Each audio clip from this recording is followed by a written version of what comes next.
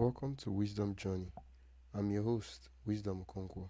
Today's guest is Deanna Read, CMO at Virtual Coworker and a strategic marketing consultant who seamlessly blends AI, neuromarketing, and human-centric B2I tactics. With years of hands-on leadership, a soon-to-be doctorate in strategic marketing, and a passion for mentorship, Deanna empowers brands to forge authentic connections and leverage cutting-edge AI ethically. We'll explore how to humanize AI-driven campaigns, master.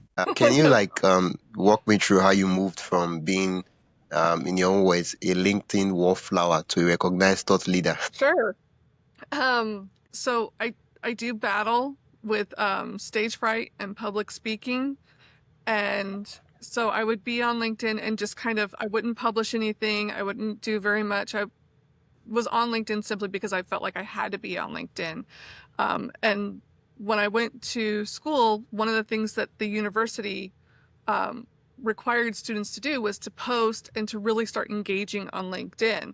And doing a couple of posts, starting to connect with other people on LinkedIn really just kind of broadened my horizons and I saw the benefit of it. And from there, I really kind of became more involved in the AI space, started following who I consider my mentors in the AI space, learning from them, learning from what they were posting. And it's really just kind of propelled my trajectory into where I'm out actually now working on my doctorate, and my dissertation will be on the ethical use of AI in marketing Wow. tools. And so it's really kind of going from just having LinkedIn because I felt like I had to have it professionally, but not really utilizing it, to now it's helped me to kind of put into my professional Wow. focus. Wow. Wow. What did you, what was your master's and, bachelor's in? So my bachelor's degree was in digital marketing as well as my master's degree. And then now my doctorate degree is in business administration with a strategic marketing focus. Oh, okay. Okay. So you were both an academic, business academic, and then also a business, what's the word, an entrepreneur in industry and in the classroom. Yeah, that's Exactly. Yeah, I love the design side of marketing, but marketing really is also a business function. So I really wanted to make sure that I understood the business side of marketing in addition to the design and kind of the fun, creative side of it. yeah, yeah. Well, um, before we even talk about the the ethical use of AI and all that, a lot of persons once they hear AI, there's a way, how you see this hate, like it just reflects in their eyes, and like they just change instantly, like I'm like, dude, calm down, it's just AI. uh, and they Yeah. don't even want to use or even entertain the thought of saying, okay, what can this thing do? um why do you think, where is that fear coming from? Well, I think there is a lot of fear about AI, and some of it is founded. I mean, it's right now what we would call like the wild wild west. There's not a lot of rules, there's no really governing force. We're kind of self-regulating, and that's not always been a very good way to handle things in the past. So there's there's some founded fears in AI, but at the same time, there are a lot of benefits to AI. So it's in our best interest to figure out how are we going to regulate this? How are we going to oversee this to make sure that we gain those benefits, but doing the least amount of harm? I know some of the concerns were, oh, it's going to replace my job. It's going to take my job away from me and take human jobs and give it to computers. Well, that has happened in the past. We don't have operators anymore. Yeah. We used to have telephone operators. We don't have them anymore. Sometimes that is progress. But if you don't adopt AI, it's not going to go away. You're just going to now be left behind and left out. It's it's on too forceful of a trajectory. It's the benefits are there, people are using it, it's been so widely adopted, you're not going to be able to stop it now. And so having this fear and thinking, oh, I'm not going to learn AI, I'm not going to use AI, we're going to be AI free, you're not going to be saving anybody's jobs. You're going to be putting yours in jeopardy because at some point AI is going to be able to be used to help you be more effective and efficient in your job. And if you have completely strayed away from it, you're not going to be able to keep up with everybody else. And so it's in everybody's best interest to really understand AI, find those benefits, and then be a part of the solution for regulation and monitoring and management. Yeah. What do you do professionally? What's your, all I call the word now, full-time job or something like that, full-time gig? I I previously was the CMO Oh, for a virtual assistant company. yay. I have now I've now transferred over. I am the head of like marketing, webmaster, social media, all of that for a private all girls high school. And so I've gone from kind of the corporate world to the nonprofit world. And I'm absolutely loving the change of scenery. But at the same time, I do miss some of the corporate stuff. So I have my own consulting company as well. And we're doing marketing assistance for companies within the area. We do it at low cost to help the local businesses compete with the big box and the big brands. So we're doing websites, social media marketing for them as well. And then because I thought my plate wasn't full enough, I am launching my own nonprofit that is called Lead Teach Market. It was originally going to be a for-profit, but I really want it to be in the hands of everybody. And its whole focus is on mentoring and leading and teaching leadership principles. When you go into business these days, you're kind of expected to already have leadership knowledge. And if you don't, most of the time it's okay, we'll just send you to this one seminar, or you'll just learn it on the job and we'll correct you as needed. There's no real framework anymore for leadership. You're expected to kind of figure it out on your Yeah. own or fail. That doesn't really help anybody. And so I've put together this lead teach market where we work together and we look at leadership principles. And then it's not just about making you a leader so you can just walk away. No, it's you're going to be giving back to the Yeah. community and you're going to be mentoring, because mentoring is double-sided. The mentor and the mentee both learn and grow from it. And so the last part of that, the market, is learning how to market yourself professionally. Doesn't mean that you have to be a marketer, but as you're becoming this leader and as you're becoming this mentor, you've got to make sure that your profiles are aligned, that what you have on LinkedIn or any of your media is going to reflect this leadership and mentorship role that you have and portray you in the best possible light. So it's really about kind of preparing people to be the next leaders, but also the next teachers. Yeah. Yeah. Um, what would you talked about marketing earlier, on, right?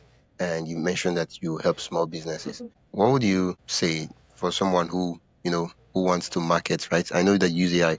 Um, what would be some of the best use case you've seen for AI before we'll then go into discussing about other things. Sure. Well, I mean, I can actually use Lead Teach Market, which is still small business. I can use that as a perfect example. I have my hands full, and so I can't always sit down and really plan out everything on my own and take all that time. And so I'll use AI and tell it, this is kind of what I want to talk about. These are the themes. These are the points I want to get across. Can you create a social media plan for me for the next 2 weeks? And I want you to write out the captions. I want you to tell me what type of images I should use. And I've already trained my AI in the voice of that brand. So it already kind of knows what that brand's values are. And then it can help create the calendar for me. I'm not going to just take what it gives me and post it, because it still needs that human Yeah, element, that human review to make sure that it's really touching and to make sure there's no hallucinations or errors or anything like that. But it at least saves me a lot of that groundwork and a lot of that kind of that very first part where you're laying down the foundation. It helps me put things out a lot quicker But it does still always need human review. You can't just take what it gives you and push it out. Yeah, yeah. Okay, okay, okay. I like the fact that you use it to plan and systemize. And one of the concerns every creator has with AI is I'm going to use AI, but I don't want to lose my voice, right? I want to use it to like be faster and better, but not like remove the authenticity from my content. How do they do that? So that's really, really important. And I'm so glad that you touched on that because there are a lot of people who are not as familiar and they'll just go into like Chat GPT and say, oh, can you create this for me? And once it's there, they read it, okay, this is great, and they move on, but it's lost that voice. So what we have to remember is that AI, all of the AI tools out there right now are the product of hundreds of different voices, thousands of different voices, all kind of crammed into one synthesis. And so you do lose your voice. And so what you need to do is train your AI. One of the things that I do whenever I start with a new AI program is I actually spend quite some time introducing it to me and to my brand. And so I'll tell it, this is who I am, this is what my history is, this is what my background is. I include the links to my LinkedIn, to any of my social. I have like a personal portfolio website. I'll send it to that. And I'll tell it, review this and come back and tell me who you think I am. And then you read what it writes and you go through and you correct it. No, that is not who I am. This is not, no, I don't have my doctorate yet. I'm in the process of my doctorate. No, I don't believe in this. I believe in this.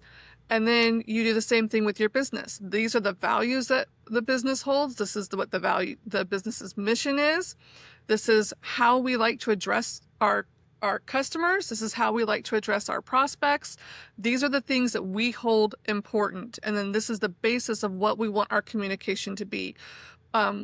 I believe a lot in B2I marketing, which is business to individual, and really speaking to your customer or your client. And so one of the things that I do is I will tell it, anytime that you communicate with our customer, you have to have a purpose. Please explain what the purpose is. Please address thing. I'm not sure if I should continue recording because it looks like it finished. I'll continue talking in case you're able to use this. But one of the things that that I do is I will tell it, these are the important things. This is what every piece of content has to do. It has to serve a purpose. You have to explain the what, the why. It has to be compelling, and you always need to close it with a call to action. And so you teach it that way. You really have these one-on-one conversations with chat before you ever have it create anything for you. Since it seems like I lost you, what I'm gonna do is it looks like it's still recording on my end. So I'm moving over here in case you email me, just so that I will see it. But then what I'll do is I know one of the things that you wanted to talk about was content creation. So let's talk about let's talk about competition and how you can use AI to look at what your competitors are doing. So one of the ways that I can use AI, which I've done in the past, is I will input the accounts of my competitors. So for example, if I'm on Instagram, I will grab the Instagram profile addresses of my competitors and I will put that into my AI and tell it, these are my competitors. I want you to review their posts and their engagement and the comments, and I want you to tell me what's been the most successful for them. This can work with TikTok, it can work with Instagram, Facebook, any of your social media. I've even used it for YouTube. I can give it the channel address. Thank you. Yeah, hopefully that's soon. Hopefully, yeah. It's just a matter of right now I'm recording this right now in my apartment, Okay. and it's just a tiny little 2-bedroom apartment with three sons and 2 dogs. And so they're also doing maintenance on the other apartments. So we'll have where like all of a sudden the dogs will start barking and go crazy, or the maintenance people will start doing construction right next door and you can hear the hammering and the drills and everything. And so I haven't trusted really recording here. It's a Sunday, so I feel like it's a little bit better, and everybody here has been told they better be quiet. But aside from that, like at work, I work at a school right now, and so there's students, there's bells, there's announcements and everything else. So I'm just waiting to get like the right spot to do it where there's not going to be distractions and noise and everything else. And then we'll be going full force with it. It's just finding a spot that I can do it, that I know that I'm going to be able to record the podcast without any interruptions. Yeah. I just want to put this out there. Have you tried local libraries? Did you hear I said local libraries? I don't know. Usually libraries over there are really, really good. Oh, Yeah. really? They'll let you do podcasts there? No. My one of my Oh, guests. Where did she come from? Either California or one of those states. She was in the library, and I kid you not, that library had everything that even me, I was jealous, super jealous. She gave me a tour, and maybe when I release the episode, I'll send you the link. Yeah, that would be. I will have to check Yeah, the library. because Definitely. she said it was free. You book online for about 2 hours, and you do your thing. They give you access to TV. I don't know if it's in your state, but they give you access to a TV. The place is quiet. You have table and chairs and everything, and then you basically do your stuff. It's your laptop and usually a mic, just the way we're recording, and you do your magic. Oh my gosh, that's awesome. I will definitely look into that. Yeah. I'm also trying to talk the school into having us start a podcast there. That way I have the studio set up that I can just use for personal use too. Yeah. Wait. What did you say again? I'm confused. You're trying to talk to who? The school that I work at, I'm trying to talk them into letting me start a podcast with our students. Oh, and then we'll I create see what you're doing there. That's brilliant. Genius. Yeah. Yeah, that's really fantastic But isn't it? because apart from your own benefits, like your self benefits, like it will really help a lot of students. Oh, wait, what age of students are we talking about right now? They're high school, so they're 14 to 17. Okay, and so help them. Like some of them will become the video editors. Some will learn some skills that it's not in school, but then they can always use it to, like, they're video editors. They are cashing out there. Graphic designer. What do you call it now? Podcast producer, podcast director, and they can add it to their CV that, I produced the podcast from year so to year so. I was the podcast producer, and then you, as the, I don't know if you're the teacher or the counselor, you can write a recommendation for them that, yeah, sure, she produced the podcast for 2 years, right? So they get work experience even before they even get into the industry. So it's a nice idea. I'm just giving some pointers you can use to pitch to your school. Yeah, that'd be great. I mean, if I can get them to do it, I want to bring in, like, I think it would be great to have you talk to the girls. It would be great to have, there's some other hosts that I've worked with that I think it would be great for them to see different perspectives, different viewpoints, and hear from successful podcast hosts about how we can utilize that information, that knowledge to create something really good for our podcast. I'm hoping the sweet thing is that since it's an educational podcast, you guys can use it for basically anything. You can decide to create an audio documentary on probably a particular subject. I don't know what it would be that I don't know the problem over there, right? And you get everybody to produce and do everything and to create awareness and sensitization and all that and post it online. And probably the history of the school or stuff like that. There are different ideas and different parts people could take it, so that when freshers are coming, they have something they can listen to, and different ways. At the end of the day, it's a blank sheet. Yeah, the dog. Yeah, you mentioned it. Yeah. It's coming home when they've been told. What? I'm in a podcast, but come in. Yeah, no problem. So sorry. You gave me the heads up, so I'm not surprised. Yeah, I'm not shocked. I was like, yeah. I was even waiting for, like, when would the dog make the sound. But when he did, I was like, yeah, she said it. Yeah, no big deal. No, it's really be a nice idea, and you can then start your own podcast, your own thing off of it. Yeah, definitely. I'm working on it. Well, hopefully we can get that approved, and we've got like a whole audio team too that we can use. But definitely hoping that we can make that work. If you need any help or assistance or anything, you have my personal email, so just send me a message and I'll be glad to help. Wonderful. Thank you so much. My pleasure.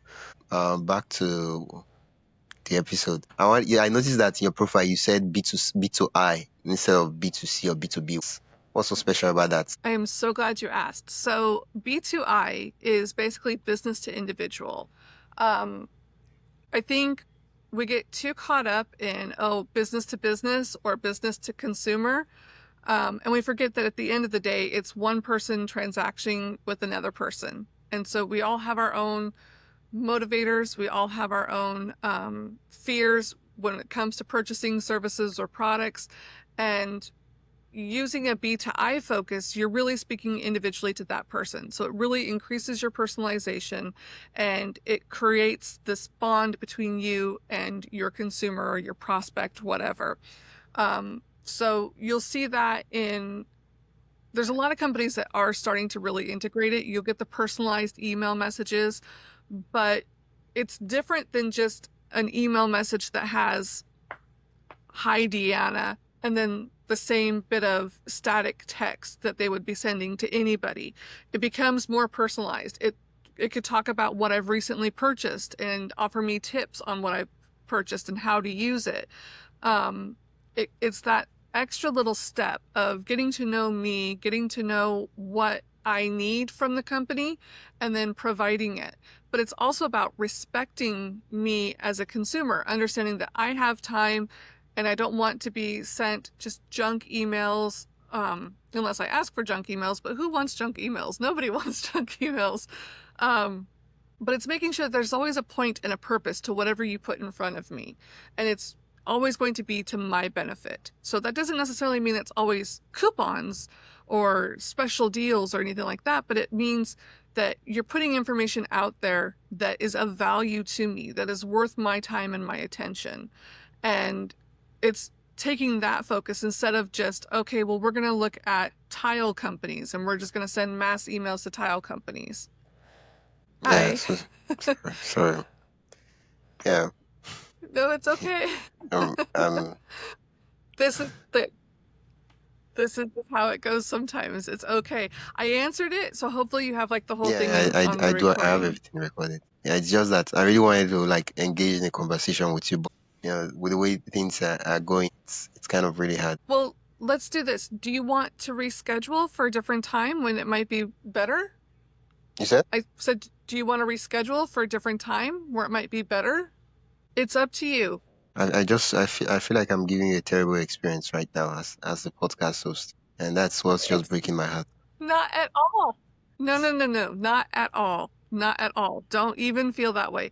Technology is a cruel, cruel mistress. It loves to work with you and then it loves to just leave you going crazy. So none of this is a reflection of you. It's just the way that it works sometimes. So that's why I'm saying if it's better, if you think there's a different time that might work better, I'm open to that. I don't mind at all. Yeah, now that I'm looking at it, we sliced it into like half. 30 minutes already gone, and it's remaining about 20 to 30 minutes. And I'm like, should we or should we not? Okay, I guess we'll It's just whatever you want to do. yeah, we'll record the remaining one, and then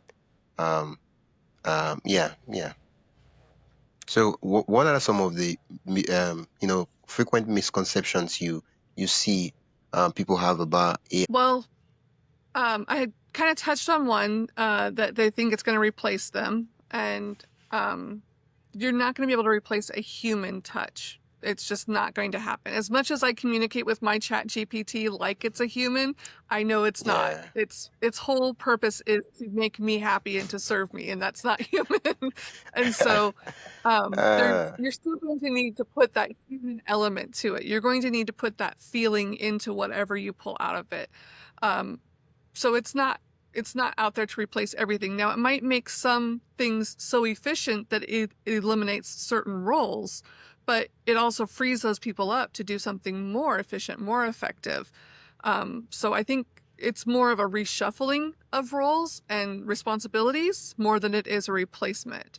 It's meant to simply make things more efficient, make things quicker to do and easier to do. Another misconception that I see again is someone thinking that it's kind of the be all end all. Oh, all I have to do is ask it to do this for me. As soon as it gives me its answer, I can just take that and run with it. And unfortunately, that's not the case. There's already been research out there that ChatGPT and other AI models have some biases in them based upon what information they used to form their knowledge base. And so you have to be looking for those biases to make sure that there's nothing incorrect or offensive or anything like that. You also need to be checking to make sure that it's not hallucinating and giving you answers that don't exist or that are not real. Because again, its whole point is to serve you. And so if it doesn't have an To answer, create one. it thinks that it has to turn around and create one for you. Yeah. And so anything that you get from it, you still have to review. You still have to look at and analyze and really put your touch on it. Now, you can have it speaking your voice, but you still need to double check what it provides. Those are the two biggest misconceptions that I see. Aside from that, the opportunities are endless on what you can do with it. I mean, I've used it for analytics of my website. I've used it to create content. I've used it to go and check my competitors and see what content they're doing that's the most effective and the most engaging, that's getting the most comments, but not just spam comments, but actual engagement comments, and then having it turn around and give me a recipe of what I can use to attract the same type of engagement. So it's really endless what you can do with it. Yeah. Can you, earlier on, I asked you about the B2I, and you said it was about business to individual, and you did explain it, and I perfectly understand what it means now. Can you share a real world example where B2I marketing made a significant impact? Yes. So it's a company that I kind of go back to a lot because they're just doing phenomenally with it right now, and that's Everyday Dose. So they're a mushroom coffee company. They're kind of scrappy, they're young, and they're really trying to connect with their audience. Now, trying to compete against the big coffee companies is really difficult, especially in the land now of Starbucks. But what they've done is they've created this type of coffee that's made with mushrooms, and they're trying to attract a special audience. And so where their strength lies is in this B2I marketing. If you go on and you purchase from their website, they send you a personalized email. It has your name, it talks about what you've ordered, and they're telling you in advance that they're going to be sending you information on how to make the perfect cup of coffee,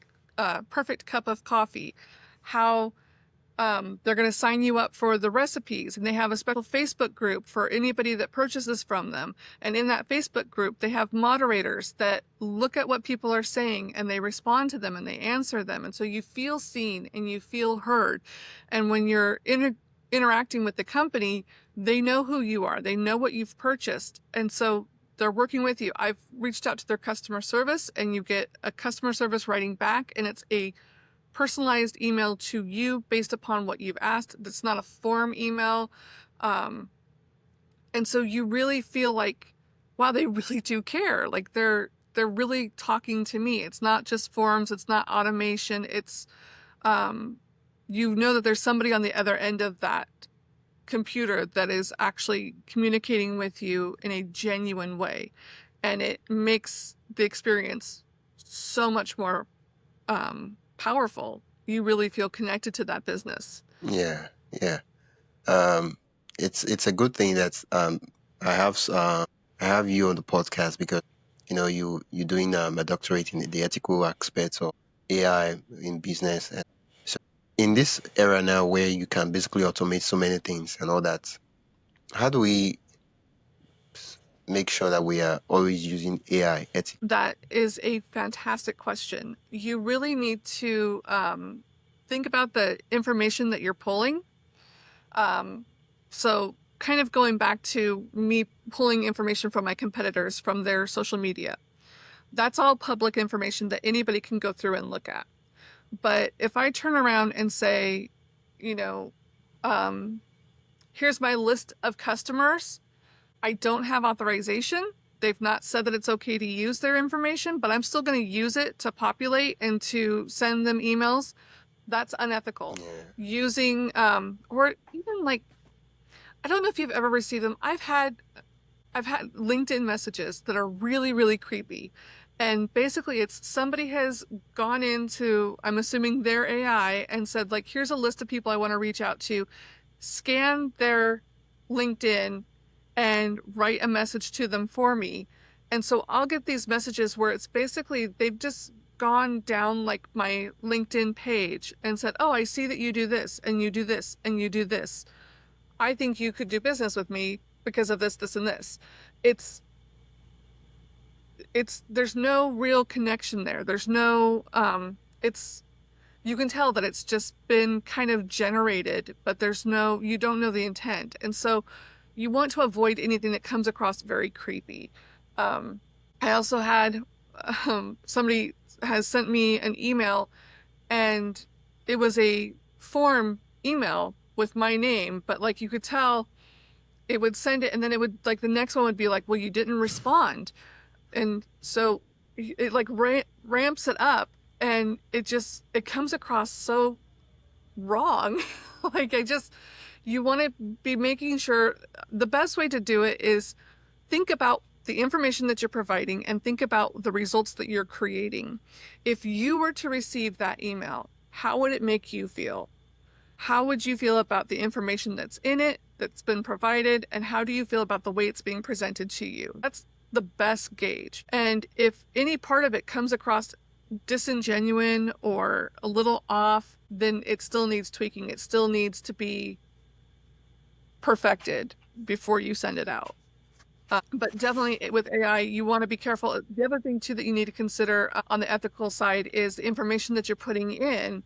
Depending upon your account, some accounts, the information that you put in is going to be then used by ChatGPT or other models beyond just your case. It then goes to populate its knowledge base.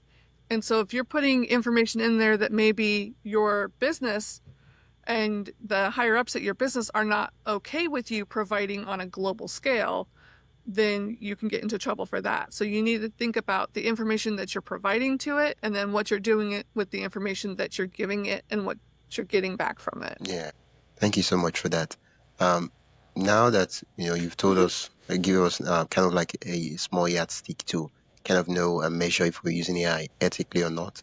I know that's not comprehensive enough. There's so many in between the lines and fine prints that we have to take notes of. But Definitely. yeah, when it comes to my audience, they are content creators. When it comes to connecting with audience online, because there are so many AI content out there, what are some pillars of trust we can use such that we can build an audience base that is just beyond getting views, likes, comments, and engagement and vibe, but having people connect with us, know us, like us, and trust us? Well, a lot of that comes from authenticity. Okay. And authenticity is hard to replicate in AI. But it goes back to really training the AI on what your voice is, what your I've even given it like keywords and what my purpose is, and then taking what it provides you and then putting your special little touch on it to make it authentic, to make it really the core of you. Another part of that is I know a lot of people will use AI to create images or to create videos. You be really careful in what you're putting in there. If you can, what I suggest to kind of give it more of that core of you is put in one of your original photos first and then ask it to go off of that. Or put in what your vision is. So if you're having it generate something completely from thing, instead of saying in the style of or like this, describe it more in detail and make it much more yours. It helps to avoid anything that seems like a copy. And then be transparent. If you've created an image in AI, if you've created a video in AI, you do need to label it. You need to let people know that this was AI generated, or I've even seen people put AI assisted. Basically, you've started with something that was yours, used AI to enhance it, or AI enhanced. But transparency leads to authenticity, and being authentic is really what's going to connect you with that audience. They don't want to feel like they're speaking with a robot. And when we look at content right now, we're all getting it digitally, which already that creates that separation. We have the emotions that we can see, we have the words that we can hear and that we can relate to, but you still need to have that authenticity that makes people like, oh, I really want to connect with this. And so it's just really important to kind of put your stamp on it, put your touch on it once you've created it. Yeah, yeah. I get, and for me, when I was just reading the question, the first thing I was thinking about was story. I mean, AI can tell stories, but we know that the stories is not true. I don't know if you don't understand why. I know exactly what you Yeah. mean. So And you know what? You make a great point. That's one of the first things that they teach you in marketing. They always say marketing is storytelling. You're telling a story and you're trying to tell the story in a compelling way to get people to act. And that's a lot of what content creators do. You're telling a story. And if you leave that story up to AI, it's going to be the same story that many other people have told, just modified a little bit based upon what inputs you've given it. yeah, Um, if you start with your story and then have AI help you to enhance it, it'll be much more authentic and it'll be much more relatable. yeah. And it's what most people are not even doing. They don't want to tell their story. And the sweet thing about your story is that it's true. It's you. It's what makes people resonate and connect with you. And if someone cannot just steal your story, oh, yeah, they'll say, oh, I'm a mom, I have this, I have like, and then I'm like, because I see the story is working out for you. And then I'm like, oh, I'm too, I'm a mom too. I have this. That's just ridiculous. Ah. Yeah, it's just ridiculous. Like it's you, it's like every that thing, this stuff the knowledge you have. Okay, oh, I am into AI and I'm in business. Other people, there are a lot of other persons that are doing business and AI too. But what makes it you so special? It's your story. I think at the end of the day, that's what's left for with us. And yeah, Exactly. Yeah, it's well, and the fact of the matter is, kind of off the cuff thinking about it, why would you want to put false stuff out there? You're gonna have to then keep up with that and keep up with that story. It's yeah, better be authentic, yeah. be See, real, but be on you. Monday you said this. That's your truth and it makes it easier. Yeah. Yeah. So on Monday you said this. Now on Wednesday you're saying this is. On Friday you said. Saturday night you're saying this. So which one should we go with? Uh, Exactly. Exactly. all of the above. I think that's why the thing I love about podcast. And this is not just I know that I'm a bit biased because I'm a podcaster. But this is not just me saying, oh, I'm a podcaster. Podcasting is the best thing. It's hard, it's difficult. But at the end of the day, when there is so much AI content out there, people would want genuine conversations with people. And the only form of content I can think of that has genuine form of conversation with people is podcast. And that is very true.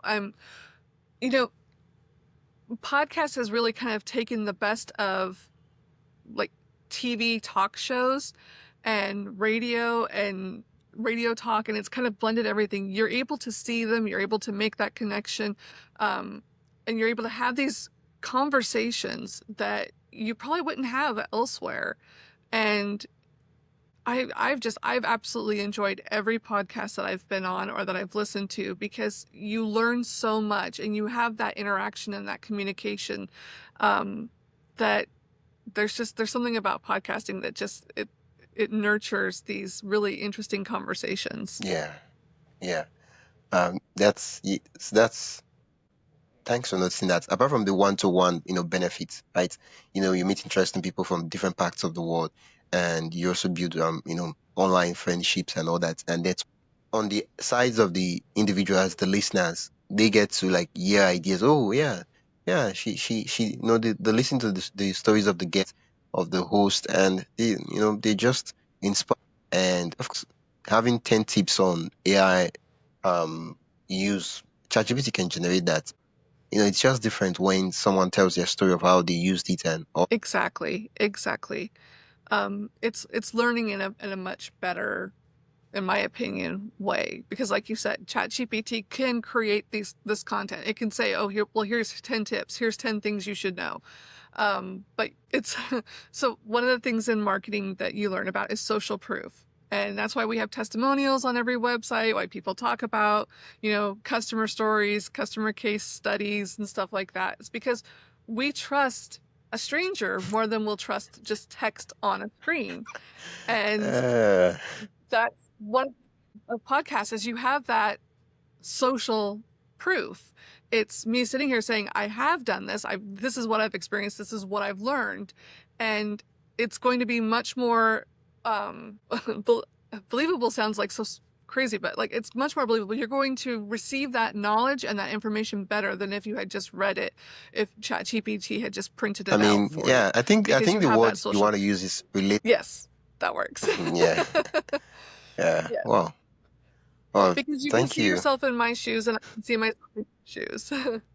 Oh, I'm here. Yeah, I thought Sorry. you were saying something. I wasn't sure. I wanted to jump in, but I wasn't sure if you're still saying something. So I was like, Oh, let me listen a bit, see if she's still. no problem. I just said that, yes, relatable, because you can see yourself in my shoes and I can see myself in your Oh, shoes. okay. Yeah. Thank you so much. I'm so glad that despite the internet connection and everything, we're able to have this conversation. And yeah, I'm super interested in your podcast story because that's the name of the podcast, my podcast story. Yeah. So I know that, you have so many things and all that. And eventually you get the things will be in place. You would have a pod. And yeah, please, if there's anything I can do to help along, Oh, please let me know and I'll be glad to. Yeah. definitely. Yeah. Definitely. Where can listeners learn more about you and The best place to find me is on LinkedIn. So my username is Deanna Read 1. So DEANNAREAD 1. That's the easiest place, and it has links to my portfolio website. It has links to Lead Teach Market. We have a website there that we're working on. But that's kind of like the best starting ground, and then you can find me find my different profiles throughout there. And I also have articles on LinkedIn too, talking about AI and talking about marketing. Okay. Yeah. Thank you so much once again for being on. Thank you. It's really been a pleasure. Yeah. Thank you for listening to Wisdom Journey, the podcast for content creators. If today's episode sparked ideas, subscribe and leave a review. Share it with a fellow creator who might benefit. Check the show notes for links and resources. If you'd like to support the show, buy me a coffee at buymeacoffee.com/wisdomhq. Follow us on social media to stay connected. Until next time, keep creating and seeking wisdom in your journey.